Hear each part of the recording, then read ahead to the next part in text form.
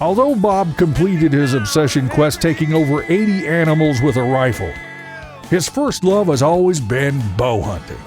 He's teamed up with longtime friend and archery coach Mike Price to help make you a better bow shot. This week's archery lesson is brought to you by Heritage Archery Academy and these great archery sponsors: Hoyt, True Ball, Easton, Limb Saver, Gateway Feathers, and Dirt Nap. Okay, today we're going to talk about stance. We're going to talk about the different attributes that are going to help you hunters be more successful in the woods and in tree stands especially. So the first thing we're going to do is we need to know how to gauge how we're standing or how to set up the stance. And the way we're going to start is first we have to have a reference point to line up our stance or our feet to. If I have a line and I drew a line down from the bullseye to the floor and drew a line all the way back to where the shooter's gonna stand. When I was a kid, I was taught to stand so I was equal to the shooting line. So both toes were on the shooting line. If my heels, hips, and shoulders are aligned, because that's the most natural position as far as my stance. So if I aim the bow at the target, you're gonna see that my arm and string are pretty close. So if you put hunting clothes on me and I'm aiming at the middle of the target, I'm probably gonna make contact, even with the new string stops. I'm still gonna make contact, and contact isn't a good thing when you're shooting. It takes away from your accuracy. So if we set up and we're gonna change our stance, the way we're gonna change our stance is not to move 1 foot, because what I'm looking for is from your instep, which is right here, across your toe, is going to be on the line to the target. If I move 1 foot, I become tippy. I lose my solid base that my body is naturally standing on and is the most stable in. And I'm going to move my whole base. Both feet have to move. My back foot usually becomes parallel to the target, so I have an open stance. My heels, my hips, and my shoulders are in alignment. Now, I point my bow at the target with my heels, hips, and shoulders aligned. I've got a lot more room between my string and my forearm. The other thing that it's going to give me is clearance on my chest. Whether you're a lady or a hunting gentleman, again, we're going to be wearing clothes. We're going to be more bulky here, depending on the climate that you're going to be hunting in. And we're going to give you the best options for all climates. So if I pre-aim my bow and I come to full draw and my draw length is correct, my heels, hips, and shoulders are going to line up. I've got a ton of clearance. If I was to stand incorrectly, my chest moves closer to my strings, which is going to make contact. I don't want to make contact with the bow anywhere that I don't have to, because it's going to take away from your accuracy. The other point that we're going to make when you shoot an open stance, especially for hunting circumstances, is you have more rotational mobility. You can make a shot all the way around the tree stand that you're facing. So I think my deer is going to come from over here. So I'm going to change my stance. My tree stand is now facing this way because I think my deer is going to be over here. And the deer comes in, gets behind a tree. I present the bow to my target, and I come to full draw, and he moves very quickly. I want to be able to move over here without moving my stance and execute the shot. Rotational mobility with an open stance, you're a little shorter in draw length, but you're more compressed, and it gives you the ability to not only shoot the deer over here, but all the way over here. And that should help you guys, especially in a tree stand, with your accuracy.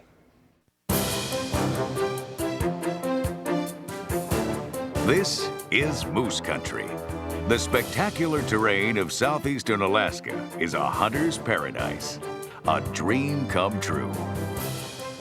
The giant Alaskan moose, by far the largest member of the deer family, reaches incredible size here.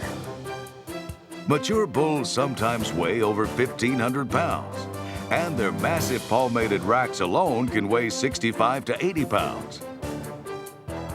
This leads to the old joke about the best place to shoot a moose, right beside your pickup truck. However, there are no roads or pickup trucks in this country. Redhead pro hunter Bob Folkrod has traveled about 200 miles southeast of Fairbanks to come to Tok, Alaska, with a booming population of 935. to fly farther into the bush country with 40-mile air, one of Alaska's best-known bush pilot operations. The flight to the main lodge shows plenty of great-looking moose country below. Bob can't wait to set foot on the ground. And after a short time on the ground, they are off to the spike camp via a Super Cub, one of the best ways to get farther into the bush. These nimble little planes are very good at getting into tight spots. They can land in some very primitive and rough country. This will be home in the bush, smack in the middle of prime hunting country, and miles from civilization. Just the right place to be. There's plenty of game close by. In fact, on the way to the cook tent on his first morning in camp, Bob has an interesting encounter with some of the local fauna. Oh, there's a caribou. The young caribou has obviously never seen a human before, but he knows that there's usually another caribou at the bottom of a rack like that. He just has to move in for a better look. Despite the cowbell serenade from the hobbled pack horses, he keeps coming closer yet. Coming a little bit closer. Oh, oh, oh, oh, oh, oh, oh. But this weird dance is too much even for the most curious caribou. Bob finally makes it to the cook tent, where guide Charlie Culbertson has the coffee perking and breakfast cooking. Heating up the tent on a frosty morning and a warm breakfast is the first item on the agenda before heading out. But there's a bit of an interruption before breakfast can be served. You guys may want to check this out. There's moose outside. Really? Charlie, there's a moose outside.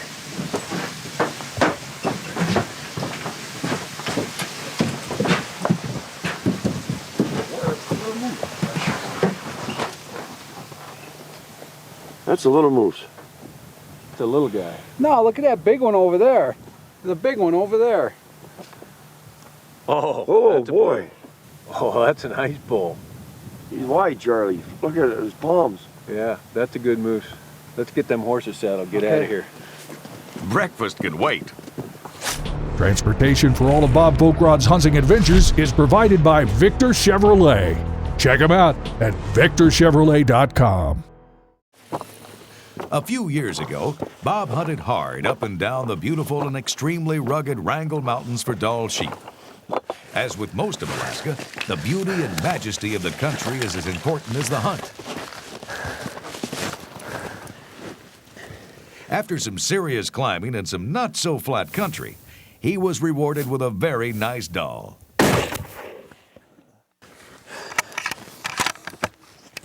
He's going down. Nice shot, Bob. Nice shot. You just got yourself a fine Alaskan Dall sheep there, Bob. Because he enjoyed that hunt so much, he returned for another horseback Dall hunt and harvested another nice ram. Like hunters everywhere, when Bob finds a great place to hunt, he returns time after time to take advantage of that. Since many of the hunts use horses for transportation into the backcountry, they have their own special appeal to them. While on a previous moose hunt, Bob managed to fill a grizzly tag during a sudden and unexpected snowstorm in the ever-changing Alaska weather. Oh man, I'll tell you what, that's exciting.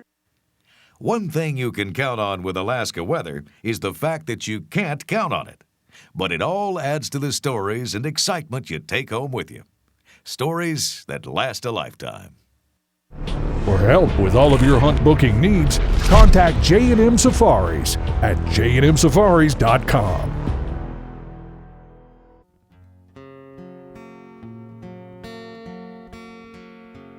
It takes a bull moose at least 5 years to grow a 50-inch spread. A mature trophy bull may be 10 to 12 years old.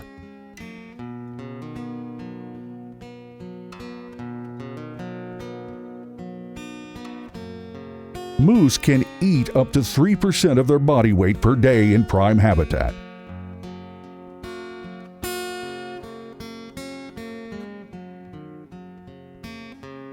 That's 45 pounds of twigs, buds, berries, and leaves for an old big boy. According to the IUCN's Red List of Threatened Species, moose categorize as a least concern because they're very widespread and extremely abundant despite fairly intense hunting worldwide.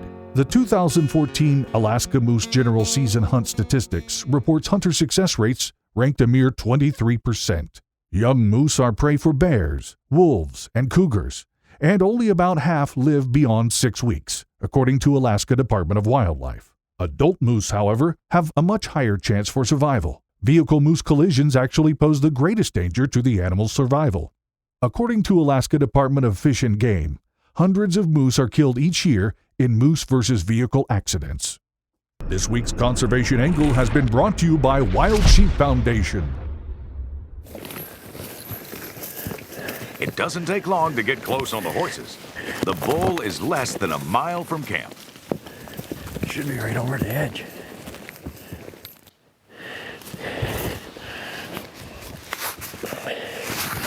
He should be just down over the ridge, Charlie.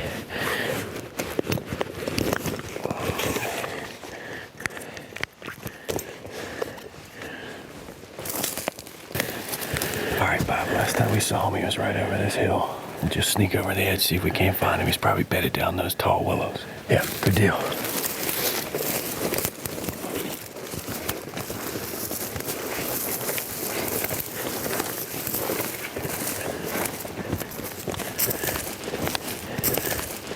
Charlie, right there he is.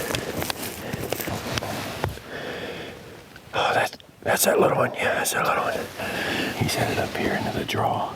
The big one must still be right over there. I can't imagine he's looking for a fight. No, he's just got to be over that edge right there. Yeah. Just over the edge. Yeah.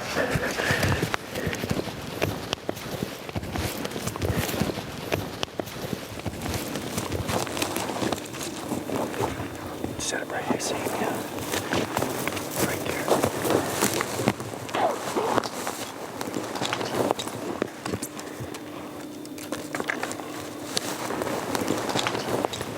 This is a very good moose.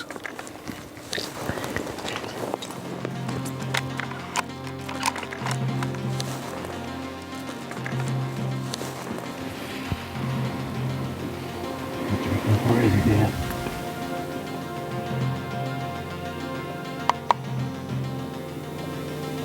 He's at 260. 260, Bob. When he's broadside, just aim dead on and let her eat. I'm on him.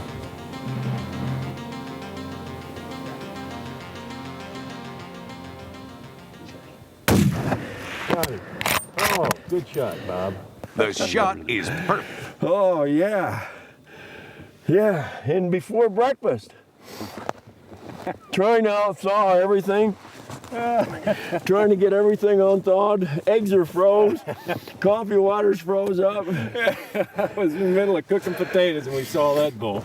Look at that. He looked out there and there were 3 cows on the hill, a little bull. Bob, you could have shot him a little closer to the tent. You know, that's only about 3/4 of a mile from the tent. Breakfast is still on the table. It just doesn't get any better now, huh, Dan? That's great. Good job. All right. Thank you, Charlie. Sorry you didn't get any breakfast yet, Bob. Look at that. Whew. Let's go look at him. Oh, man, that's a pretty moose.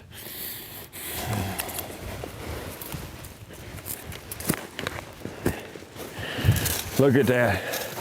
Isn't that gorgeous? I'll poke him for good measures, but I know he's not going to go anyplace. You could have shot him maybe a little closer to the tent.